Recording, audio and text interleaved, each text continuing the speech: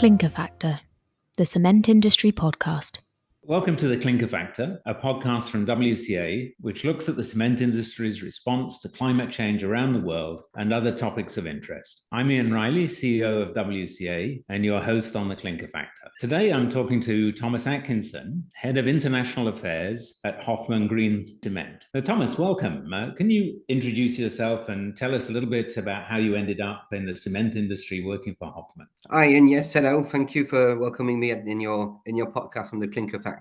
I stepped in the cement industry only 2 years ago, joining Hoffmann Green Cement as a head of international affairs. Basically, I knew the CEO Julien Blanchard from the company since 2013, when I used to work with him for his other company producing terracotta tiles from an old brick factory and clay decorative products, so clay plasters and clay limes and plasters, external, internal plasters made of clay. So basically, I'm within Hoffmann Green since 2013 and 2014 when the whole story began with the meeting of David Hoffmann and Julien Blanchard. But I've been acting fully on Hoffmann Green Cement for the past 2 years. Okay. And tell us more about the company. So how did Hoffmann get started and what's the company's aim or vision? Hoffmann started in 2014, 2015 when David Hoffmann, a chemist, a well-known chemist, met Julien Blanchard, who was at the time owner of this terracotta tile brick factory and clay plaster factory, saying that he had some technologies that he worked on in his garage, basically, to activate clay. That was the name of it, basically, in 2015. And they cured raw clay using a liquid activator at the time, and went for lunch, came back, and they had a solid block of clay rock again. So basically, that was the beginning. And they jointly worked on a European program to get some funds to work on the, let's say, improving the product and so on, and came to activate other types of raw materials. And that became Hoffmann Green Cement. And the idea was to get rid of the clinker to create cement, clinker-free cement. That's the DNA of Hoffmann Green Cement technology, is to recreate binders, cement binders, rid of clinker. Okay. So the system is a geopolymer-based system. And of course, there are many companies that are looking at geopolymers using different materials and in different places. What's special about the Hoffmann technology? What's your sort of unique properties? We have various technologies. The name is Hoffmann Green Cement Technologies with an S. Okay, so we do not work on only one technology. Geopolymer is one of them. It's the first one we actually worked on. It's called HP2A, high pressure for alkaline activation, basically. It's a geopolymer technology in a liquid form. Because the market is not ready to use liquid form products in all their processes, we had to work on a powdered system. So they started working on other types of raw materials such as clay, slag, and created a powdered activator. But the other technology is alive today, which is HUKR based on slag, H-Ioner based on slag 2, and H-Ether based on calcined clay. Today, we have two full certified technologies, the one based on slag, and we're going to have first certification for France for the clay-based technology. When do you expect that certification to come through? We expect to have what we call an ATEX A, so it's a Avis Technique Expérimental de Cas A for the H-Ether by the end of the year, so by the end of 2024. And the slag technologies are already approved in France. Yes, the slag technology, the HUKR, is already certified by the CSTB, which is the French regulation body for concrete and construction materials in general. So we have 4 technical assessments for that one already, different categorized in different applications. And we also have the H-Ioner, which is a super sulfated cement, following the EN 157, which is a slower cement, but still a clinker-free cement. Right. And so beyond France, what's the status of approvals in other countries or other geographies? So the complicating thing when you get into certification is that all certification bodies, wherever, are following guidelines from major bodies. So you got the US standards for mostly all America except Brazil and the Gulf countries, and you've got European norms, the EN, following by all the Europe and Brazil. Funny enough, Brazil is following the European norms. But all these norms are written in a way of composition. So they say to be a cement, it requires clinker. So we'll never be normed unless these norms are changing, but we can get certified for the concrete. And that's the way we work. We certify concrete products, but not the cement, because it cannot be normed today. So today, but still things are moving. So we we should get a European Technical Assessment, ETA, again during the year now. I understand you're also looking at getting approvals in the US. Totally, yeah. Because we started our first licensing project with Saudi Arabia last summer, and they're following the US standards for construction. Then we aim to go for an ASTM approval, and so we stepped into that early September last year, and to get some testing done by third-party laboratories and so on. So it's in the process as we speak. And there's another route to follow, which is the ACI approval, American Concrete Institute, to give certification and verification on our carbon footprint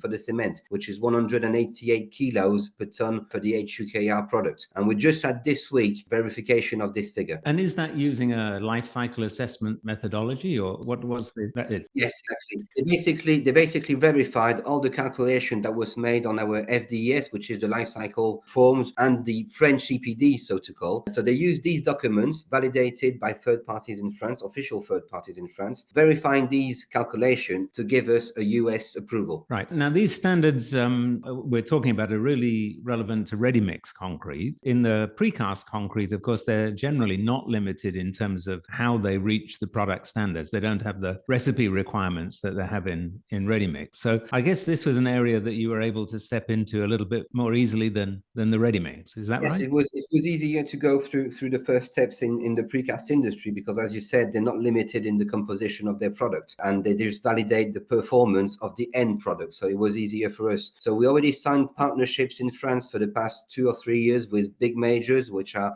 Soriba, LG Béton, Alkern, just to name those, in France, to provide them with our cement to do a low carbon range, basically, of product, but also smaller parts of curbs and products like that. We're starting now this year as well with the UK with our partnership with other big names such as Sipstock, Marshalls, Sigma Rock. So big names in the precast industry in the UK also. So the idea is to expand this in all the different countries, but obviously, there's always a bit of time before we can convince people to do the first trials. And the key elements there is that today decarbonizing the construction industry is based on willing to do it. There's no compulsory law or incentive to do so, except from France with the Environmental Regulation 2030, which is a law to reduce the embodied carbon footprint of a building. It's 200 kilos less per square meter every year until 2030. Today, with Hoffmann Green Cement technology, you already reached these 2030 goals, which is not the case for all the other products. But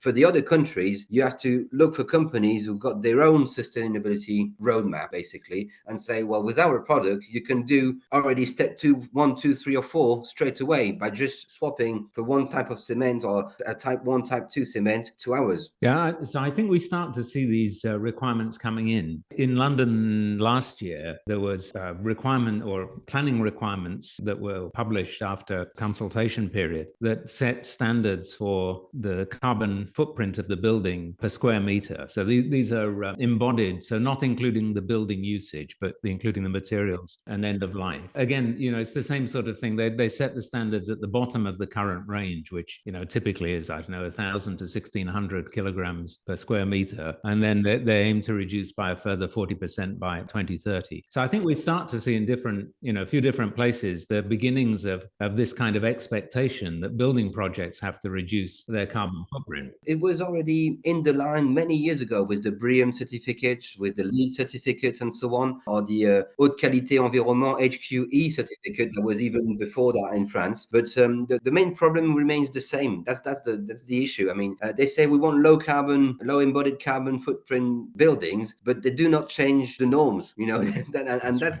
the key element. The good thing, if there is one, about Brexit today is that the BS standard can actually move a bit quicker than the others today. And I just saw this week that they authorized now in the BS 500 an extra use of limestone in the recipes. So I say, well, that's a first step.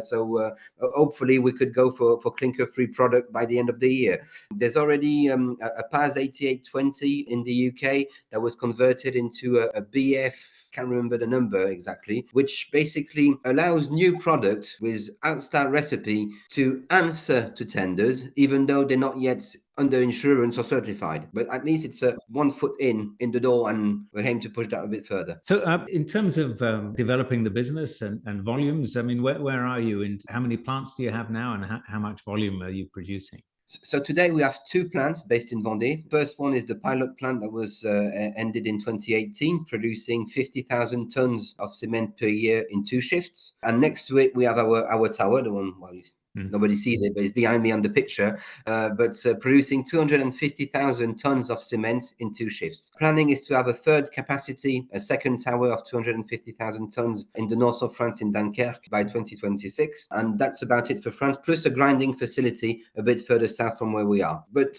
the development abroad is not to send cement abroad all the time. The key element is to send cement to do trials, to make the market aware of the product, to use it. But we're working on a licensing model. So we basically have a licensing model selling the technology basically for foreign markets on a free scale income for us, which is entry fee, basically to open our technology book. Okay. Then selling a premix sent from France, but as a very little amount, just to guarantee security of the material and performance of the material. And then based on royalties. So the more you sell cement abroad, the more we get money out of it. And for them to actually have their own production facilities, whether it's a tower, which is the best thing for us, or a multi-silo system, and then using as much local raw material as possible, whether it's the slag, the clay, gypsum, all the others that you might need to do our product. So you have sold out at this first plant, or are you still ramping up the sales? We're not sold out. We've got today 250,000 tons in our order backlog, but this is for the next 2, 3, 4 years to be delivered, so to say. So it's reservation of cement from different customers that we have, because we tend to have direct contract with the end clients, whether it's the home builders, general contractors, precast manufacturers. So we have commitments from them to buy our cement in the next following years. Yeah, no, I think that's a very interesting approach. I saw in the news that you'd recently signed partnerships with Via Villa and Maison Trecobat, and I think that's only the latest in your set of partnerships. So this is a bit unusual for a cement producer, so perhaps you could explain the sort of logic of why you went about things that way. Yeah, Trecobat is one of the latest one we've signed. They're the 4th biggest home builder in France. And we basically developed a partnership with them to build low carbon houses to reach the even further steps of the environmental rules for France. So this was the latest one. Via Villa is for luxury homes that they're going to build in the French islands there on the coast, which is just down the road from the factory, really, which is already also very recent. But it's a key way for us to promote our cement, because as I said, because we're not on the norm, it's difficult to get into a silo in a ready-mix facility straight away, even though we have partnerships with Cemex ready-mix facilities, with KP1, with Point P, Groupe Saint-Gobain, just to name those, but we have many ready-mix facilities in partnerships. But the quickest way and the easiest way to use the product is to go directly to the end user. So you named Trecobat and Via Villa, but one of the first that followed us was Bouygues Construction, which is one of the biggest in the world, not only in France, and as well with the home development company, which is Bouygues Immobilier, but as well with social housing companies such as the name's missing now. Well, but they basically build social housing, and they commit to use so much percentage of cement from Hoffmann for the development. But also with Fondeol, which are a company building wind farms, where we're going to supply up to 50% of their needs in cement for windmills foundations. And this is key elements of partnerships and customer relationships to get the product on site. So I think this is a very key issue that all of the cement industry should pay attention to,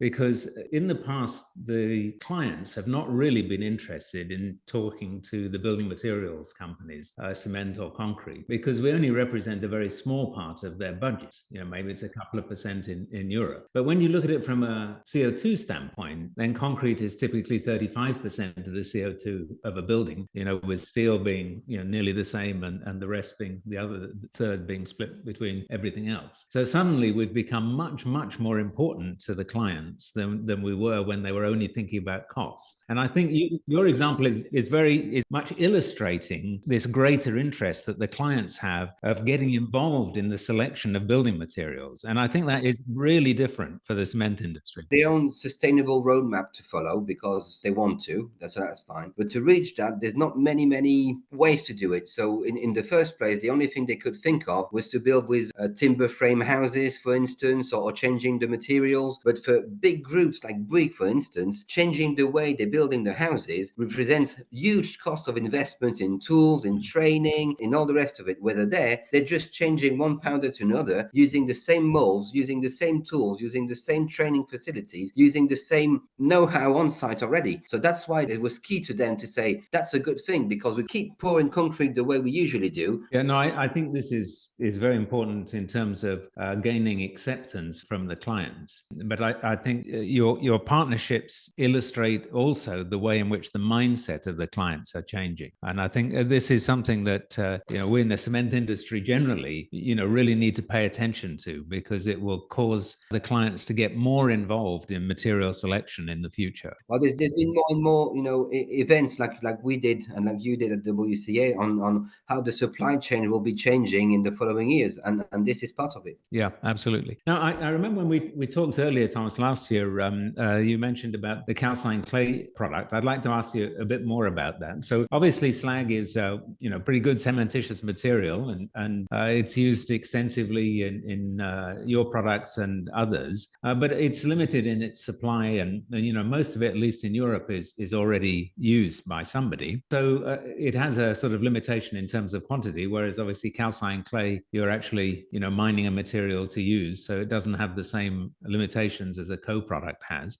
So tell us a bit about the new calcined clay products that you're developing and what the status is on those. We still use wastes of clay. We do not dig clay to manufacture our product. It's a key element for us to work only on circular economy and on waste. So we're using sludges of clay or different types of clay, but waste, still waste. Okay, that's a key point. Yeah. Yeah, and then we can't, obviously we'll calcine it for now. We're hoping to avoid the calcination at some point, but for now we're still calcine it and activate it again with an Hoffmann activator. Today, we're not as advanced as we are with the slag-based technologies. Still, we can do walls. We did walls already. We did some application using our clay products, but there's one technology that we ended. It's called H-Ever Sol. So H-Ever is our calcined clay range, and Ever Sol, Sol means ground, basically in French. And it's a product that we use in soil stabilization, or to cover fiber optics networks, new networks. This is something we already use a lot in France and in the UK as well for soil stabilization. Okay, and so this one is already commercialized. Yes. So when you talk about not using calcining for activation of the clay or producing the metakaolin, are you thinking about mechanical activation of the clay, or is it just the chemical activation with the activator that you have? Well, it's both basically. There's obviously the mechanical side of it. There's no secret that the products are available to do so at the moment. So we're testing that, but it's also improving our activators as well.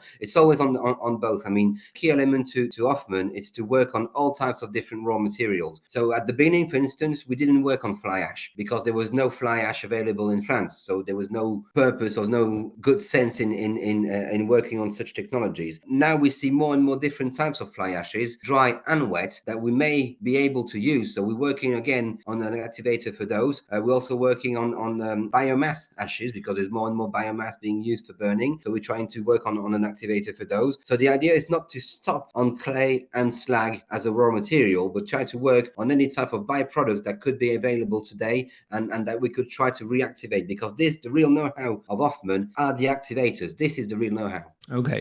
There are raw materials people are looking at to use in geopolymers, which you might consider. So red muds and various different types of mine tailings. Are these also things that you might be able to activate using your technology? Yes, I mean, again, the key element is that it must be a waste of something. We don't want to dig anything to make our materials. But yeah, eventually, I mean, we're looking at the entire world, so all the raw materials available there are endless possibilities. So we have a full research lab in the factory that keeps activating and working activators on all types of different wastes of products or byproducts. And so we have a very, very high quality control lab for the products, obviously, because we very, very well observed. Our HUKR concrete has been the most tested concrete for the past 200 years, basically. No concrete has been more tested than ours because it's new, which is fair enough. But we're also working on all types of different raw materials that we could activate. And that's back at our HQ with David Hoffmann's team. Can I just ask you on the commercial side? I remember you mentioned earlier that that you were looking at licensing outside France. You'd signed a partnership agreement in Saudi already. Yeah. Where do you see that going? What are the key target areas, target countries for you in that? Obviously, Saudi Arabia was the first licensing contract, but we already had some distribution partnership and joint ventures in Switzerland, in Belgium, in the UK. So all close countries to France. We just signed beginning of December MOU with an American company. So this is obviously a market we looking at intensively and working at the moment. So again, the ASTM is totally on it. And then we have requests from all over the world. I mean, China is knocking at the door, Brazil is knocking at the door. Obviously, other countries from the Gulf countries are knocking on the door. So it's not a matter of opportunities. It's a matter of choosing the right partner to go at the right pace and to avoid being drowned into too many different types of technology. We want people to use the technology because it is yet usable. Is there a particular type of application that you think you can gain a more rapid acceptance in? I mean, we mentioned earlier, we talked about the precast, but are there other applications that you feel will be easier to gain acceptance in? Well, precast obviously, but then there's also the everything into ready mix. Really, we can do. I mean, today we cover 85% of all usage of cement. This is the real thing, and we can do full buildings using our cement. And I don't think there's any restrictions in where we can go today. Maybe the very high rise building or very large bridges and stuff that we wouldn't go for now for insurance sake. I was really coming at it from the standpoint, exactly as you say, of the risk. I'm sure technically there's not really a question mark, but in terms of acceptance, it must be easier to get acceptance to use a new material in something where if there is a problem, it's not a disaster. Basically, everything non-structural is the easy route. Everything non-structural. So curtain wall, ground foundations, stuff like that is the easy route. However, now with the background we have, with the insurance we already have personally on our product, the extension of all the different certification that we get is going to be easier every day. But again, as we worked closely with clients, they often have their own structural engineers within the company, and therefore they take also a liability on the product. So again, the client direct route is a nice route to go. Absolutely. And then finally, Thomas, if you look forward 3 or 4 years, I mean, where do you see Hoffmann getting to? In 3 or 4 years, well, hopefully within 3 or 4 years, we'll have several, let's say at least 4 to 5 plants abroad producing the material. We'll have our third plant for France also. We really hope that more than one technology will get other type of certification. We're going to have some European technical assessment as well as US one by then, which will hopefully will cut all the rest of the bridges. I think 3, 4, 5 years is too short to get all the norms amended. I think it's too much work there in Europe, even though we're part of ALCCC, which is the Alliance for Low Carbon Cement and Concrete, as well as other startups are, to either amend the existing norm or creating new norms. This is a high political work in the European Commission. So our colleague Stephanie, head of certification, is working hard on that topic as well. Yeah, no, that I think it's very interesting. And thank you, Thomas, for interesting discussion today. I think that Hoffmann not only has interesting technical developments, but also illustrates how the clients are changing in their requirements and their willingness to get involved in things they haven't got involved in the past, and particularly the selection of materials. And that's a lesson that really has a wide application to all cement producers. I think for, our traditional approach has been, we produce these standard products, and generally the clients have not been terribly interested in getting involved in that. But I think with the pressures on circularity and carbon, that's really changing. And I think it's a very interesting example of that. All the work we did into certification today gives us already 5 years advance to any other product today, because they will have to follow the same route for their product. And in terms of research and development, we've got around 10 years ahead, because obviously we work in other types of products. But when we say we're disruptive, you're right to say it's not only in the technologies themselves, we're also disruptive in the way we enter the market. It's a need to be. We have to be different the way we sell it, because the market is still yet blocked, so to say, by traditional cement, which has been proven a good product for the past 200 years. So it's not that easy to change the habits. Yes, so thank you. And on that note, Thomas, thank you very much for joining me today for this conversation. Thank you, Ian. A pleasure.